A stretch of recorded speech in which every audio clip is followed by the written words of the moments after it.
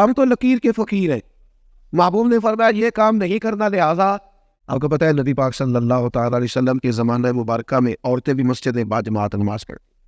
مسجد نبوی شریف میں ایک دروازہ تھا, اس میں سے عورتیں آیا کرتی تھیں, تو وہاں سے خواتین گزر کے آتی تھی, تو نبی پاک علیہ السلام نے منع فرمایا یہ دروازہ ہے, یہ عورتوں کے لیے, یہاں سے مرد نہ آیا.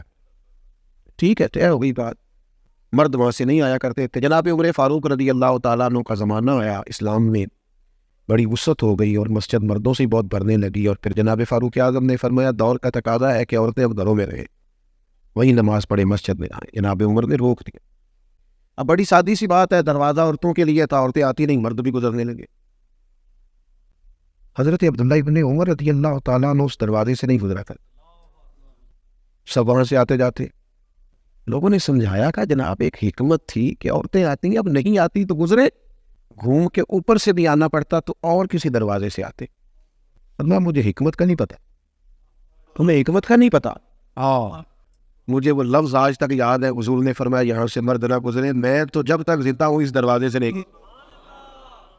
ہمیں یہ نہیں پتا کہ کیا اس میں حکمت تھی, فلسفہ تھا. کریم نے فرمایا نہیں گزرنا, لہذا فرمایا گزرے عورتیں چاہے نہ گزرے. حضور نے فرمایا تھا جہاں سے نہیں گزرنا, لہذا ہم نے نہیں کرنا, طے کر لیا.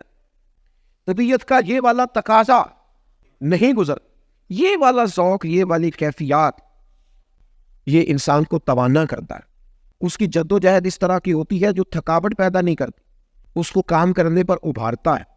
ایسے لوگ اکتاتے نظر نہیں آتے.